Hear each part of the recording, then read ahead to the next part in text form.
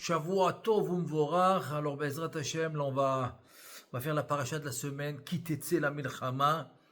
Zohar Hadash.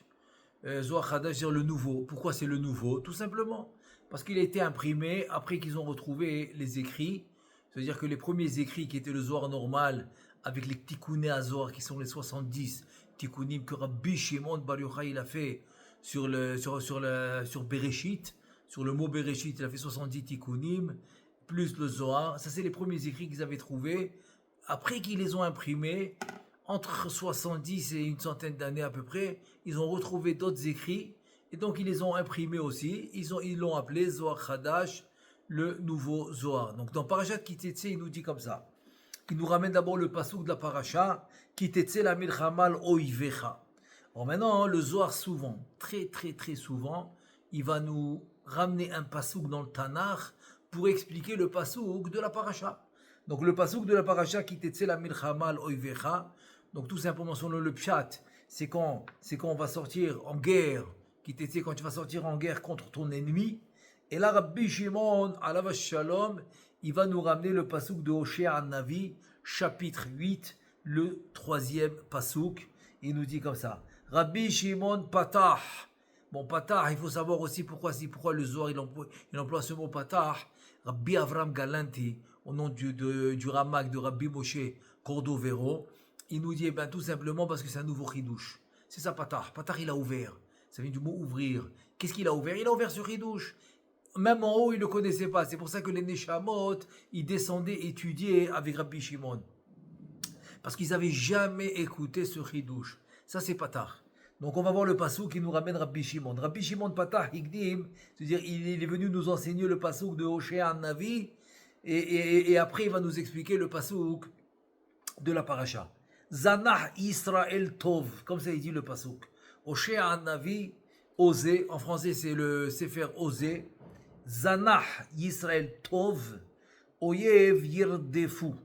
Alors, c'est quoi Zanah? Zanah, ça veut dire que Am Israël, il a abandonné ce qui est bien pour lui. C'est-à-dire que le Navi, le prophète Osée, il te dit, écoute, le peuple d'Israël, il a abandonné ce qui est bien pour lui. Oyev Yirdefu, et qu'est-ce qu'il a fait? Il a poursuivi. Le Oyev, en deux mots, c'est une conséquence. C'est-à-dire, c'est quoi la cause que l'ennemi va aller contre Israël? C'est quand Israël va laisser tomber ce qui est bien pour lui. C'est ce qu'il dit le pasouk. Voilà. Donc la cause, c'est que Am Israël a laissé tomber ce qui est bien. On va voir, c'est ce qu'on va voir, ce qui est bien. Donc Am Israël a laissé tomber ce qui est bien pour lui. Ça, c'est la cause. La conséquence, donc les ennemis vont poursuivre le peuple d'Israël, le Am Israël. Et là, il pose la question, Maïzanah Israël Tov. C'est quoi ce bien que le Am Israël a laissé tomber? C'est quoi ce bien? Da Yetzeratov. Il nous dit Rabbi Shimon Bar Yochai, le Am Israël, le bien qu'il a laissé tomber, c'est le Yetzeratov.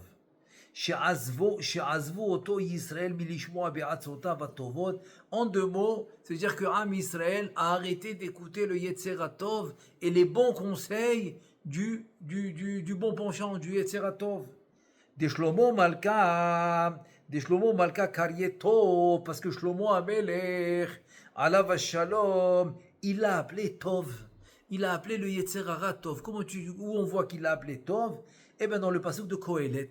Dans le chapitre 4, dans le pasouk 13, il nous dit Shlomo Amelech, dirtiv dans le pasouk, Tov yelet misken vechacham.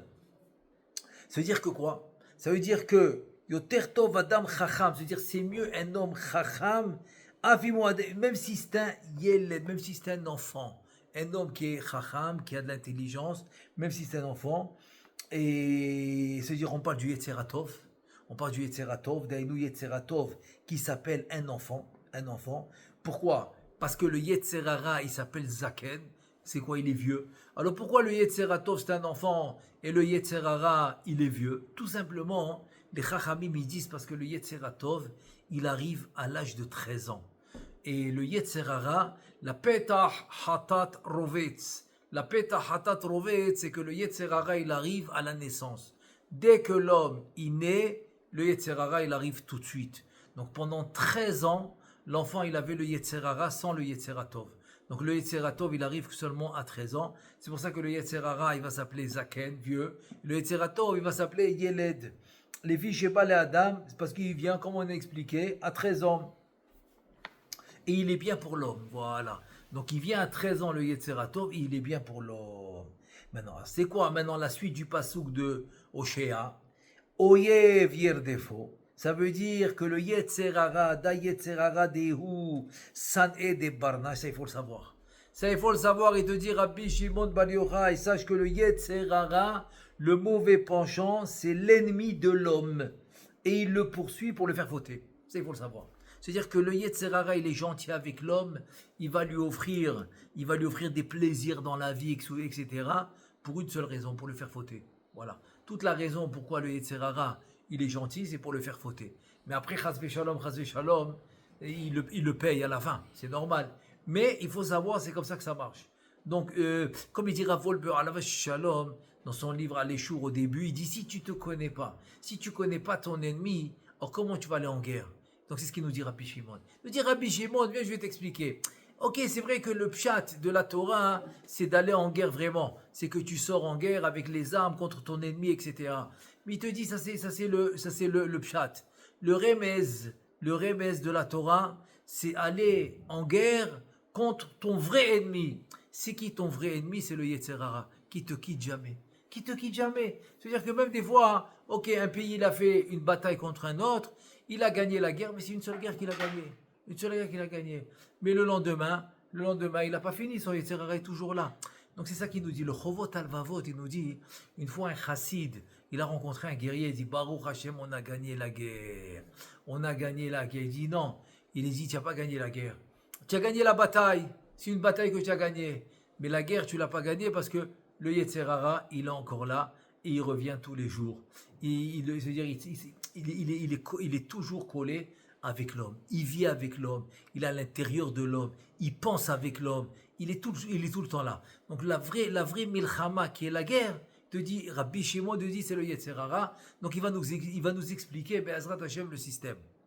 Et là il te dit, de Shlomo Malka Karyesoné, Shlomo Ameler, comment il a appelé le Yetzer Hara? Il a beaucoup de noms, le Yetzer Hara. Shlomo Ameler, il a appelé le Soné. Soné, c'est le vrai ennemi qui te déteste. C'est celui-là qui te déteste. Celui-là qui te déteste, c'est le Yetzer Hara. Il te dit des Sagi'in Shemahan Itle, parce qu'il a beaucoup de noms. Le Yetzer Hara, il a beaucoup de noms, comme la Gemara dans Souka. La Gemara, le traité de Souka, dans la page 52a, et là-bas, il te dit, il t'amène tous les noms, Sheol, etc., tous les noms du Yetzer Hara. Un d'entre eux, c'est Soné, qui déteste, il te déteste. Et là, il te dit comme ça. Il te dit maintenant Shlomo Ameler dans Mishlé, ça c'est encore un troisième passouk qu'on ramène, dans Mishlé, chapitre 25, le passouk 21, il te dit Dirtiv. Sur le Yetzer Hara, c'est écrit Imra'ev sonacha achilu lachem. C'est-à-dire, si ton Yetzer Hara, il a faim, et il te dit, s'il te plaît, donne-moi à manger.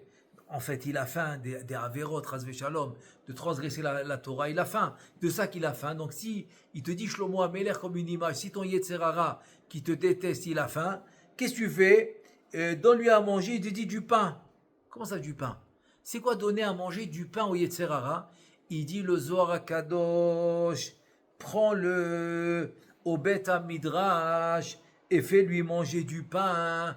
En lechem et la Torah, lechou velechmou belachmi, lachmou belachmi, allez faire la guerre belachmi, lachmi c'est mon pain, c'est la Torah. Vedahi oraita kadishta, ça veut dire que la Torah c'est le pain. Où tu apprends que la Torah c'est le pain? Mishlé, dans le chapitre 9, le pasouk 5, te dit Mishlé Keda de Atamark, dans le pasouk de Mishlé, lechou lachmou belachmi, ça veut dire allez-y. Faire une se'ouda avec mon pain c'est la Torah. Se dire emmène-le au Bet HaMidrash, étudier la Torah, c'est le remède pour le Yetzer Hara, comme la Gemara de Kiddushin, dans la page 30b, elle te dit que Barati Yetzer Hara, Barati lo Torah tevalid. J'ai créé le Yetzer Hara qui est ton ennemi, mais j'ai créé le remède. Le remède, c'est la Torah. Ve'alda ba'e barnaj le shava'an milin deoraita ale. Ça veut dire que c'est pour cela que l'homme il doit mettre, il doit prendre sur lui les paroles de la Torah. Parce que c'est le seul remède contre le Yetzer Hara. Begin de tevirabe, qui est bon, je vais avec Naalet, c'est-à-dire que on va dire comme ça, pour dominer. Voilà ça qu'il faut dire, pour dominer. Pour que tu puisses dominer le Yetzer Hara et qui puisse perdre ses forces, pour casser, l'enlever complètement. Dans le Harizal, il appelle ça Tzorer Gavoa. C'est-à-dire que le Yetzer Hara lui-même, tu es obligé de l'avoir. Pourquoi? Parce que c'est grâce à lui que tu vas voir le Olam Haba. Ça veut dire que, comme la Gemara dans Avodah Zarah, elle dit, Gadol haose mekabel sachar, Metzuve, pardon. Gadol ha-metzuve mekabel sachar, misheno metzuve mekabel sachar. Ça veut dire que c'est plus grand quelqu'un qui est ordonné et qui reçoit la récompense que quelqu'un qui n'est pas ordonné. Et qu'on n'a pas ordonné, c'est-à-dire qu'on ne lui a pas demandé de faire les mitzvot. Maintenant, la question, elle se pose, en fait, c'est faux. Parce que si maintenant tu as un ami qui te fait des services gratuitement parce qu'il t'aime, c'est sûr que c'est beaucoup mieux que quelqu'un maintenant que tu dois payer très très cher pour te faire les mêmes services alors qu'il te les fait même pas avec le cœur, etc. Mais en fait la raison pour laquelle que celui qui a été ordonné de faire les mitzvot c'est plus grand, c'est parce qu'il doit combattre le Yetzer Hara, c'est ça que ça veut dire. Dans ton ami, il n'a pas besoin de combattre le Yetzer Hara parce qu'il t'aime, etc. C'est quelque chose de naturel. C'est comme les parents quand ils donnent à l'enfant ce qu'il a besoin. C'est pour ça que même des fois dans le maaser ou dans la tzedaka, etc. Des fois on dit que c'est pas tellement la même chose quand ils donnent aux enfants qu'on donne aux étrangers. Parce qu'aux étrangers, le Yetzer Hara il est plus impliqué. Alors que quand c'est son enfant, c'est un amour naturel, il le fait plus facilement. Alors que là, les mitzvot, comme la Torah nous a ordonné de les faire, on doit combattre le Yetzer Hara. C'est pour ça que c'est plus grand.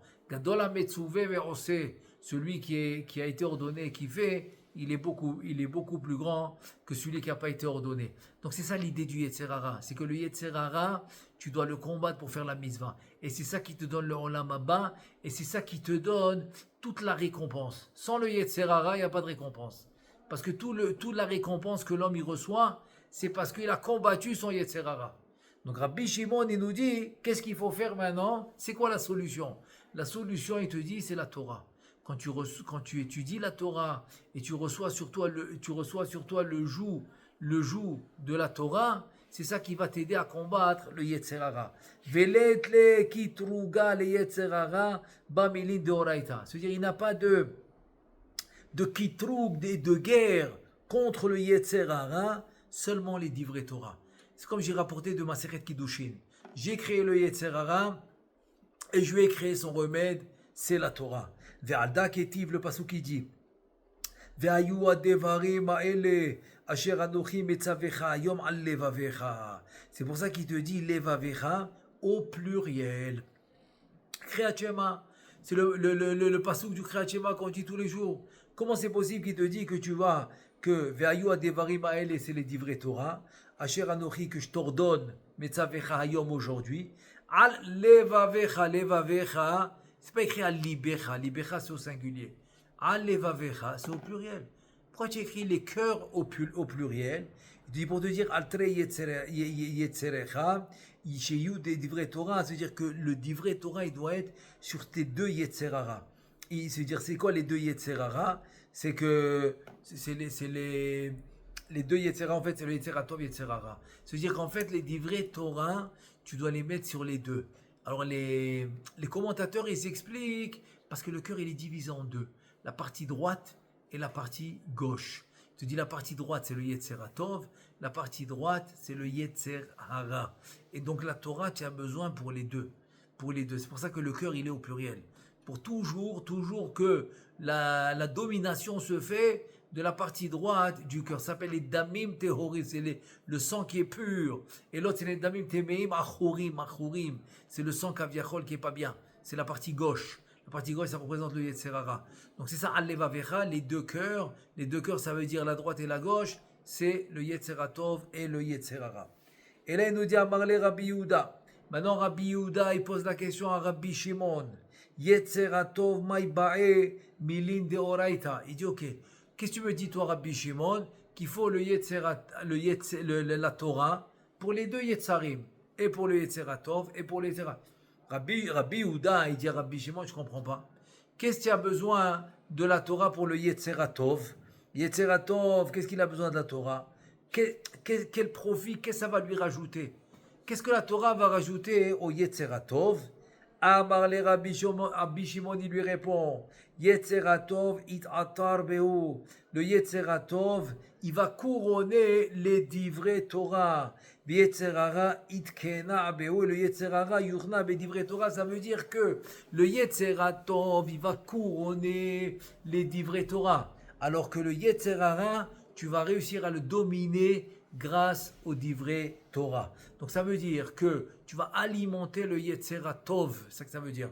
Tu vas alimenter le Yetzeratov pour lui donner plus de force et tu vas combattre et tu vas dominer le Yetzerara, tout ça en étudiant la Torah. Donc c'est pour ça que tu as besoin pour les deux, et pour renforcer le Yetzeratov et pour dominer le Yetzerara.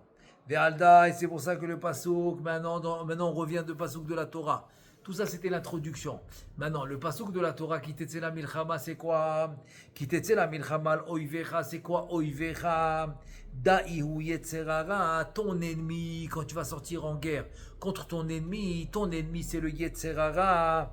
Da'anan tzrichi le mepak, le kivle, bemilin deoraita, ol katregale, que quoi? Que je dois sortir en guerre contre lui avec les divrei Torah, pour le dominer, Urden Yitmesar Bida de Barnage, et ensuite comme tu vas le dominer, donc il va être entre tes mains. C'est-à-dire que le Yetzerara, après que tu l'as dominé, il est entre tes mains. C'est toi maintenant qui va le guider.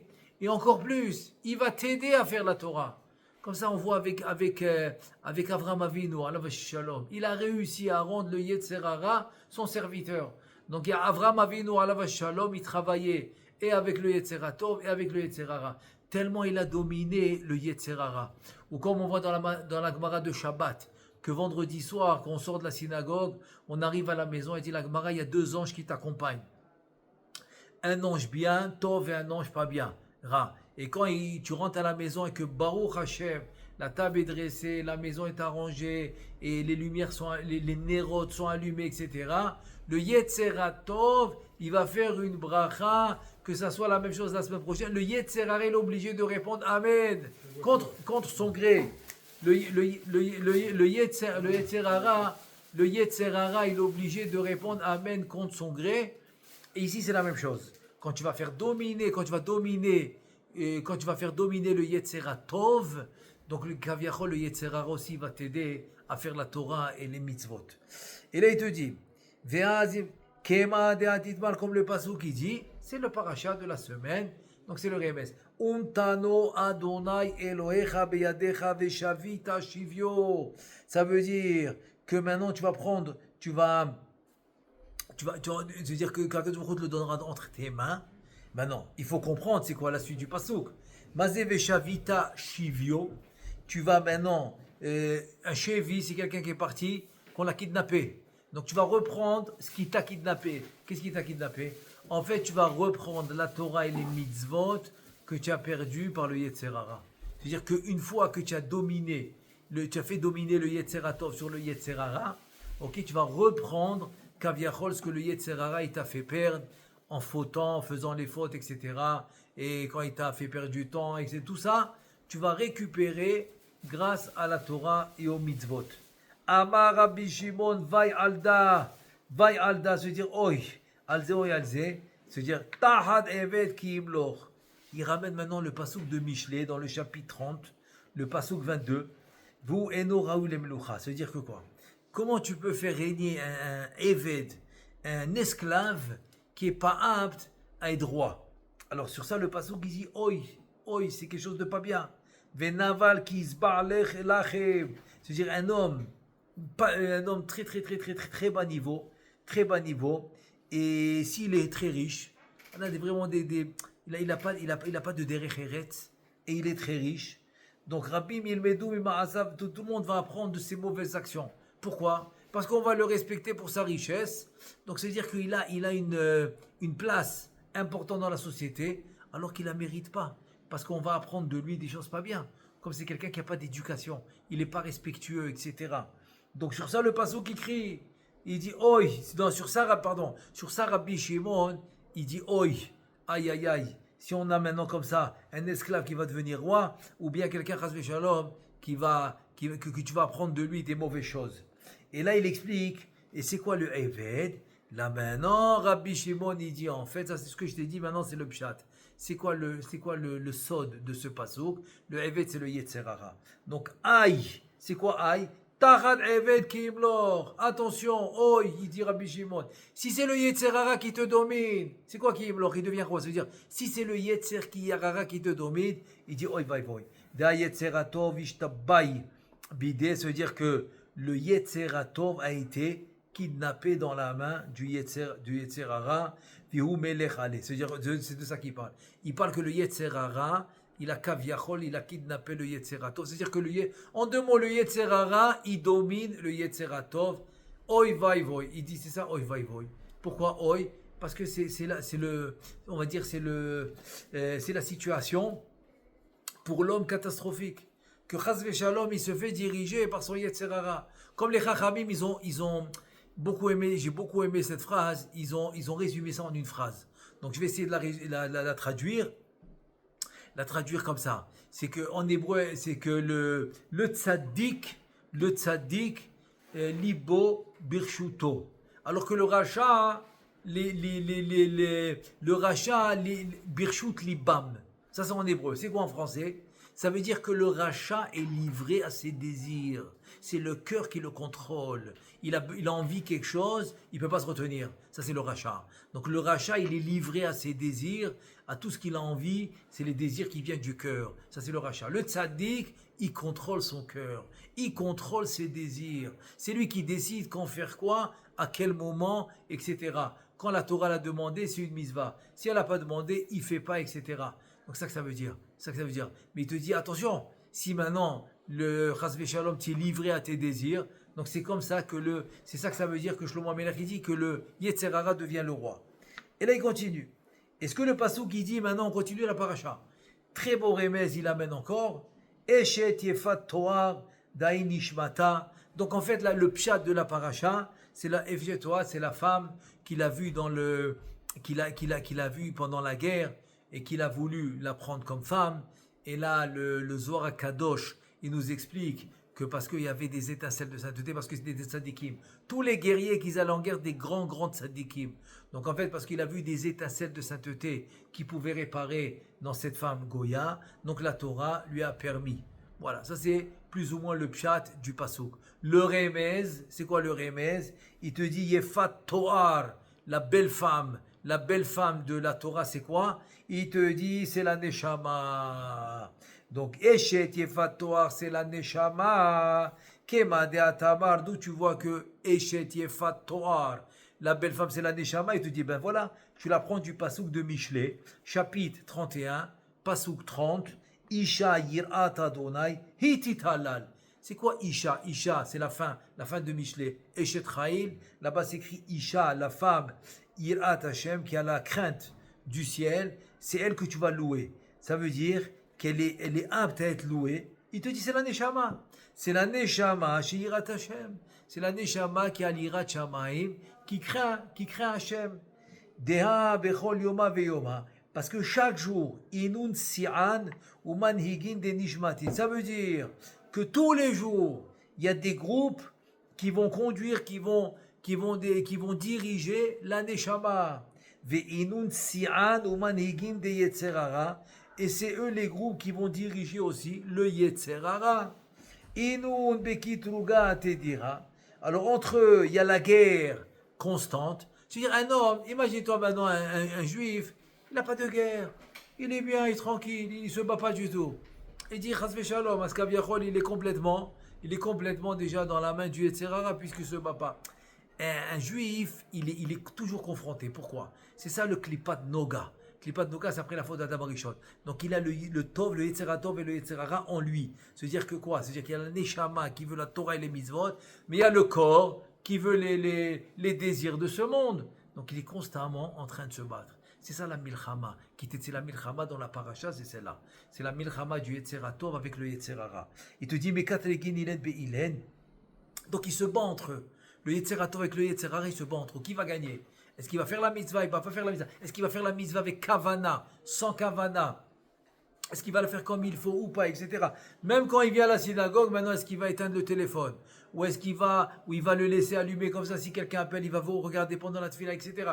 Tout ça, c'est la milchama, c'est la bataille. Parce qu'il faut savoir une chose. Quand je viens à la synagogue prier, c'est moi qui parle avec Hachem. Donc comment pendant que je parle avec Hachem, je ne suis pas concentré? Donc ça, c'est pour ça qu'il y a la milchama. C'est la milchama qu'il y a, c'est la guerre entre le Yetzeratov et le Yetzerara. Et quand j'étudie la Torah, c'est le contraire. C'est Akadosh Baruch Hu qui me parle. Donc comment pendant qu'Akadosh Baruch Hu il me parle, je ne suis pas concentré? Donc c'est ça la milchama. La milchama, c'est où je vais être concentré dans ce que je fais ou pas.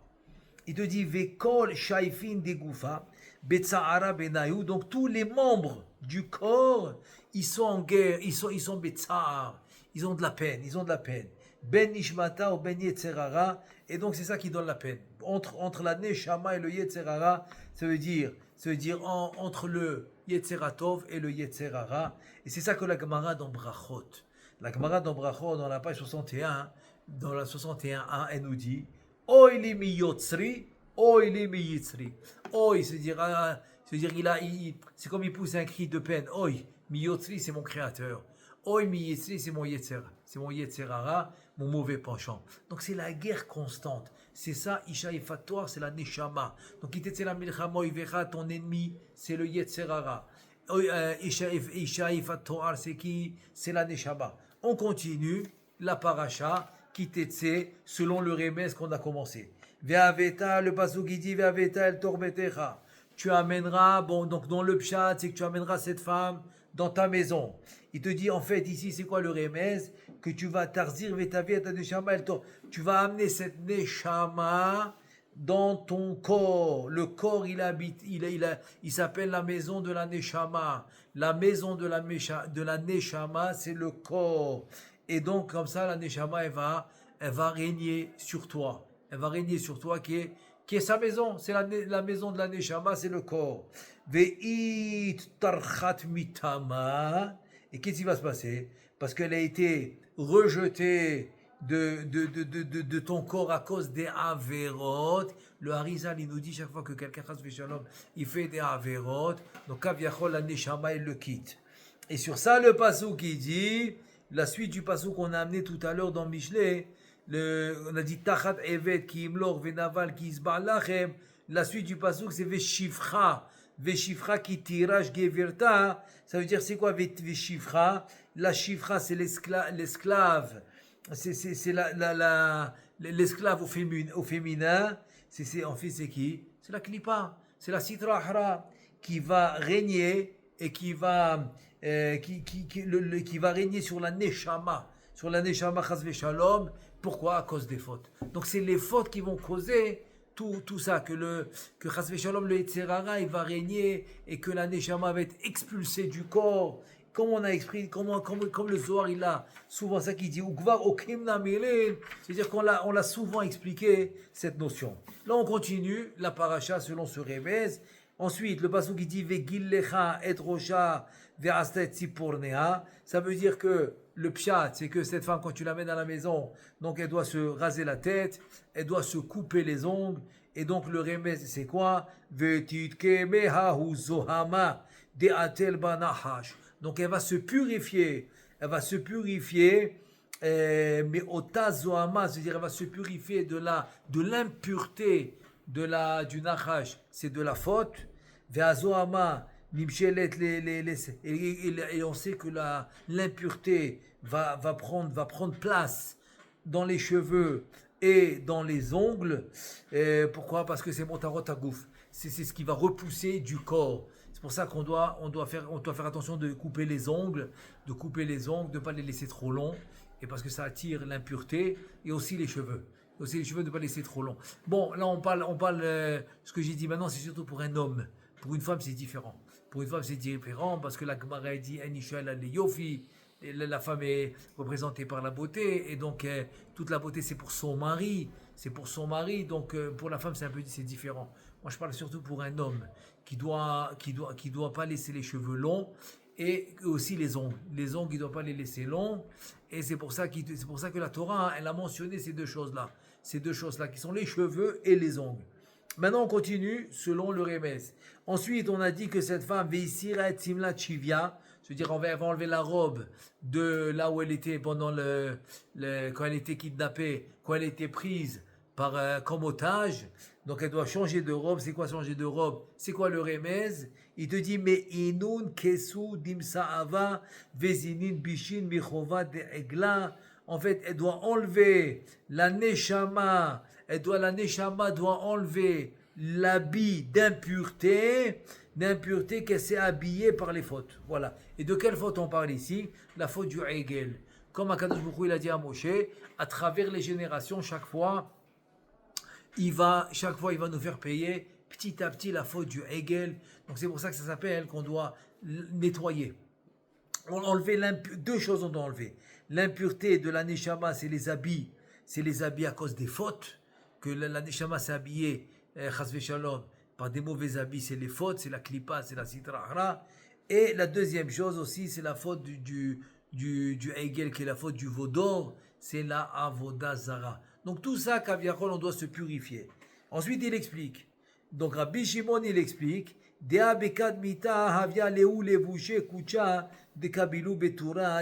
veut dire, au début, on a reçu la Torah au Har Sinaï, on s'est purifié de la faute. C'est-à-dire, on est redevenu comme Adam Arishon avant la faute, dès qu'on a reçu la Torah. Et le dit Vekad Avadou Yad Egla, quand ils ont chas v'shalom, ils ont fauté avec la faute du Vaudor, Aadou Minayhu Inu Levouché Yekar. Donc ils ont enlevé ces habits. Yekar, c'est les habits de kavod, les habits qui les honorent. Ils les ont enlevés à cause de la faute du Vaudor. Comme il dit le Pasuk d'Irtiv, Vaitnatzelu bene Israël et Edyam me'ar Horev. Ça veut dire qu'ils ont enlevé leur habit de kavod, honorable. Ils les ont enlevés parce qu'ils avaient ces habits-là quand ils ont reçu la Torah. Et à la place de ces habits-là de kavod, quand ils ont reçu la Torah, ils ont, chas v'shalom, ils ont eu les habits de Touma.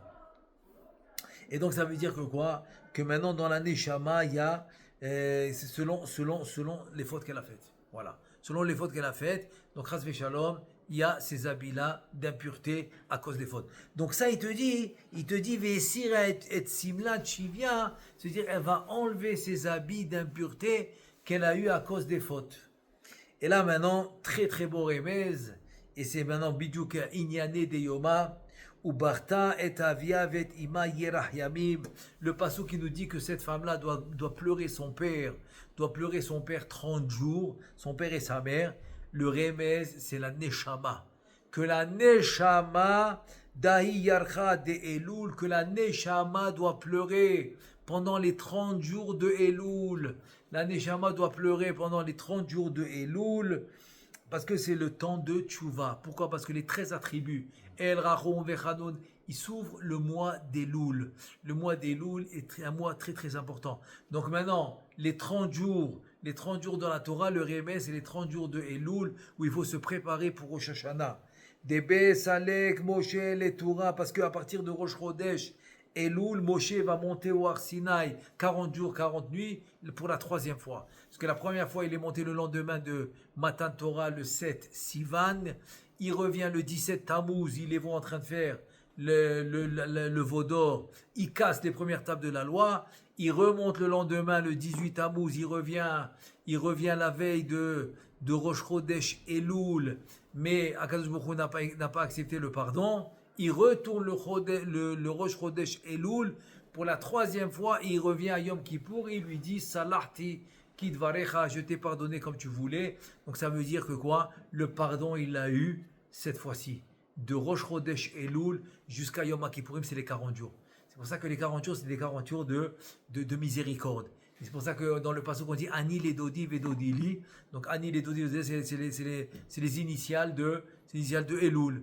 Et la fin des mots, Ani les Dodi Vedodili, la fin des 4 mots, c'est Yud Yud Yud, c'est 40. 4 Yudin, 4 fois Yud, ça fait 40, ça fait chaque Yud, c'est 10. C'est les 40 jours. Donc il te dit les 30 jours qu'elle va pleurer, c'est les 30 jours de Elul. Les miv'era hamin kamekucha berichu.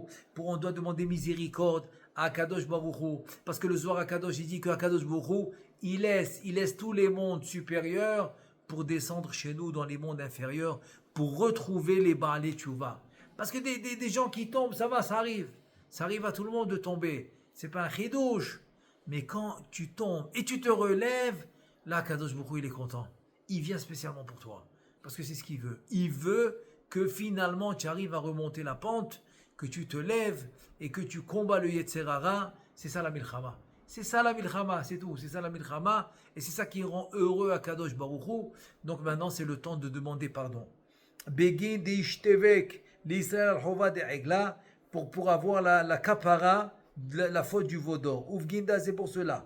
Ou Bartet Aviavetima Yerachem, c'est pour ça qu'il te parle de 30 jours, qu'elle doit pleurer son père et sa mère 30 jours, c'est Akadosh Baruch Hu et la Shrina. Le père et la mère spirituelle que l'homme il a, c'est Akadosh Baruch Hu et la Malchut et la Shrina. Donc on doit pleurer 30 jours. Begin d'égaler Eriata, de Kucha Berichu Veriata de Oraita. Il dit un truc incroyable. Il dit qu'Aviachol, la faute du veau d'or, c'est comme tu as dévoilé la nudité de ton père spirituel. C'est la Neshama, c'est la Neshama. Et la Herva et la nudité de la Torah. La Torah chez Be'alpé, c'est qui? Ben c'est la Malchut. Chaz v'shalom.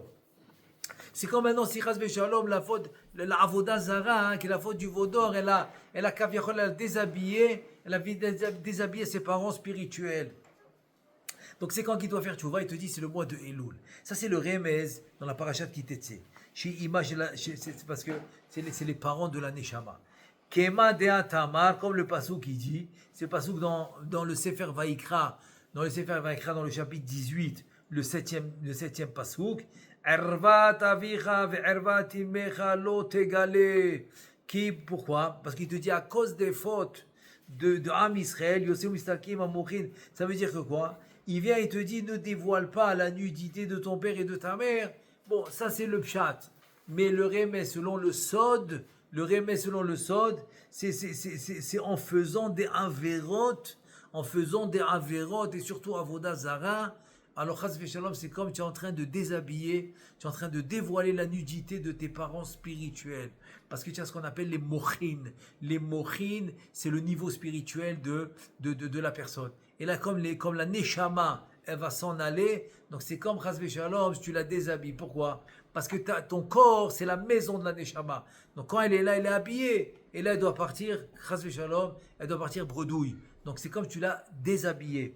Ve'alda Amar David. Et sur ça, David Amelech, il dit dans le Teilim 119, le Pasuk 136, Palgemaim yardu enai, allo shameru toratecha. Ça veut dire que quoi? Mes yeux, ils ont coulé comme nahal, comme un fleuve. Mes yeux, ils ont coulé de larmes comme un fleuve. Pourquoi? Parce que j'ai pas gardé la Torah. J'ai pas gardé la Torah, ça veut dire que chas v'shalom, avec la vérote, comme je l'ai déshabillée. Je l'ai pas gardée, ça veut dire elle n'est pas restée couverte, elle n'est pas restée descente, etc. Ça veut dire j'ai pas fait le kavod qu'il fallait pour la Torah. Et tout ça, c'est le remez de la paracha de la semaine. Ensuite, il nous dit Rabbi Shimon Bar Yochai, Ve'avo Yisrael rechikin mimalka. Ça veut dire que Am Israël était loin d'Akadosh Baruch Hu ce temps-là. C'est quoi ce temps-là? Quand Moshe Rabbeinu est monté depuis Rosh Chodesh Elul jusqu'à Yom Kippour. Ad Yoma de Kippouré de Nached Moshe Mintura, jusqu'à Yom Kippour que Moshe Rabbeinu il est revenu de Har Sinai. Et là, Akadosh Baruch Hu lui dit Salarti kitvarecha, et là je t'ai pardonné. Vavo Israël beta'anita kola ou yoma. Et donc Am Israël, ils étaient en jeûne le jour de Kippour. C'était le dernier jour où Moshe devait revenir. Urden iddabak malka bematronita. Et là, il y a eu l'union entre Akadosh Baruch Hu et la Malchut, Kema de Atamar, comme tu as dit, comme le pasuk qui dit, il dit Ve'achar ken tavo, le pasouk dans Parashat Kitetse, c'est le remez. Parce que je dis à part Ve'achar ken tavo eleha, ou Be'alta ve'aita lecha leisha, là tu pourras te marier avec elle. Donc c'est l'union qui va se faire à la fin. Mais tout ça c'est quoi à la fin? C'est quand tu as pleuré, c'est quand tu as fait tchouva, c'est quand tu as fait tout ce qu'il fallait faire, les 30 jours de Elul pour te préparer. Là à la fin, qu'est-ce que tu vas faire? Tu vas réussir à unir les partsoufim, à Koucha, Bericho, Kadosh Boko et la Malchut. Tu vas les réunir. Pourquoi? Parce que Kaviachol, la Malchut, tant qu'il n'y a pas de Beth Amikdash, elle est Begalout. Donc elle est loin de lui, elle est loin d'Akadosh Boko. En faisant les mitzvot, tu les remets ensemble. Et en faisant les averot, chasve shalom, tu les sépares. Donc c'est pour ça que grâce à la tchouva, il va les remettre ensemble. Donc c'est ça après qu'il lui dit bon, tu pourras te marier avec elle à la fin. C'est ça que ça veut dire. C'est que je les ai remis ensemble. Et tu as kaviachol, tu as fait ce qu'on dit les shem yichud kutem luchu, tu les as unis. Vegazru kaima kayama imkucha berichu. Et après qu'est-ce qui s'est passé? Kartou Israël Brit, Kadosh Bokhu. Donc après, qu'est-ce qui s'est passé? Ils ont fait un pacte avec Akadosh Bokhu. Dela yiflehun od purha nukhra. Ils ont fait un pacte après ça, qu'ils vont plus faire de Avodah Zara. Kema de Atamar, hine anochi koret berit neged kol amecha. C'est ce qu'il dit Moshe Rabbeinu, que voilà maintenant, esse niflaot. C'est-à-dire, voilà, je vais faire un brit, c'est un pacte. Un pacte. Anochi koret berit neged kol amecha. C'est-à-dire qu'Akadosh Baruch Hu, il a fait un pacte avec Am Israël, shelo yachlif otam, pour ne jamais les changer avec une autre nation. Donc Akadosh Baruch Hu, il a fait un brit que quoi? Jamais il va nous changer avec aucune nation. Pas comme il voulait faire au début, il a dit à Moshe Rabbeinu, allez, mais je vais les effacer, comme ça je vais à Israël, les goy gadol, je te rentrerai un grand peuple. Non, pas du tout. Là, il a fait un pacte, c'est fini. Il nous a pris pour toujours, pour tout le temps. Be'ezrat Hashem, jusqu'à la Géoula, jusqu'à la rédemption finale. Urtiv Taman, le passou, qu'est-ce qu'il dit là-bas? Elohim asecha lo ta'aselach. Que dire que quoi? C'est dire que le pacte qu'il a fait, c'est dire Mida keneged Mida. C'est quoi Mida keneged Mida? Il te dit que Am Israël, ils ont pris sur eux de ne pas faire Avodah Zara. Ve'alda, et sur ça qui écrit Umachor, lotim kerena bakasef. C'est-à-dire loteshaker benishmatra. Begin de halan dirsaf. C'est-à-dire ne fais pas de me'ila. Me'ila, c'est quand tu prends par exemple, quelqu'un prend quelque chose de hekdesh, il l'utilise, il n'a pas le droit. Donc c'est comme du vol. C'est comme du vol. Ça s'appelle me'ila, mo'el. Mo'el benishmatra bishvil elohe kesef. Lotim kerena, ne vends pas ta neshama pour de l'argent. C'est quoi vendre la neshama pour de l'argent? C'est Avodah Zara. C'est comme quand tu fais Avodah Zara, c'est comme maintenant, pour gagner je sais pas quoi, le peu que tu as pu gagner, il te dit, eh ben, tu as vendu chas v'shalom, tu as vendu ta neshama.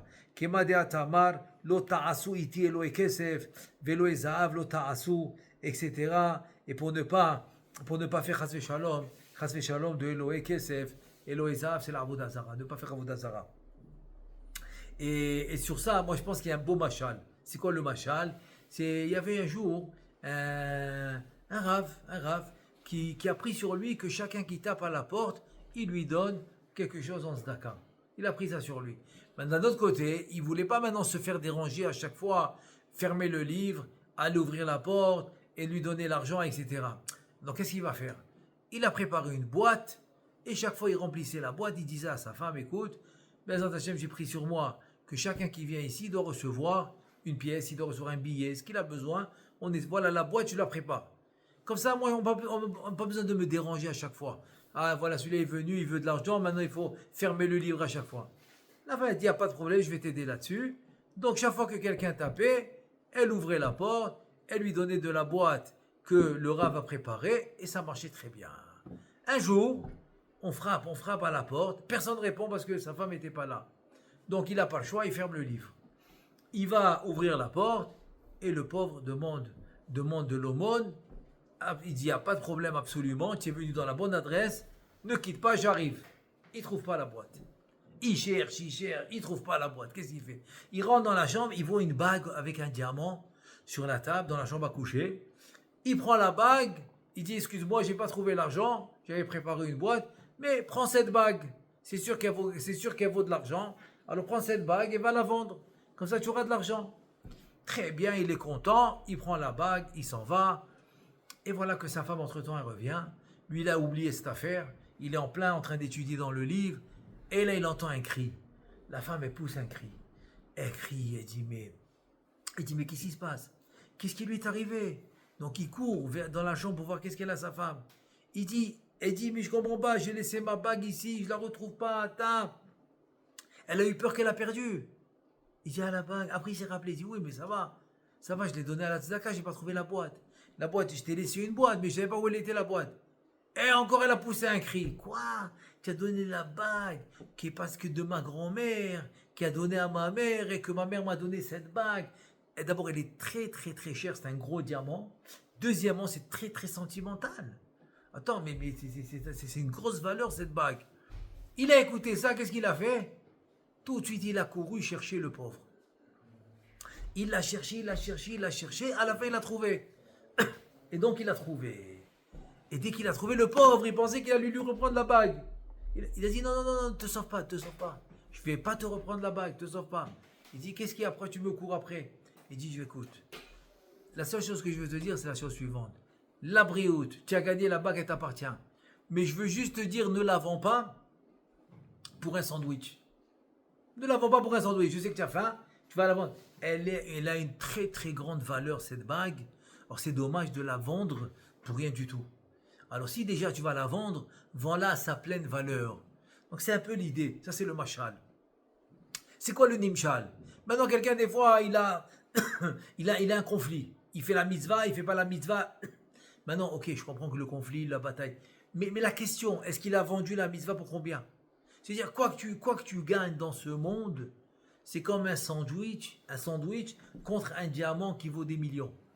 Tout le temps. Si tu as raté une mitzvah, c'est exactement ça. Donc c'est ce qu'il nous dit. C'est ce qu'il nous dit ici. Il nous dit le pasuk le tim karena bakasef.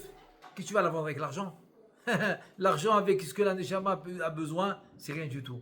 Et après il continue encore plus, ni avec l'argent, ni avec de l'or.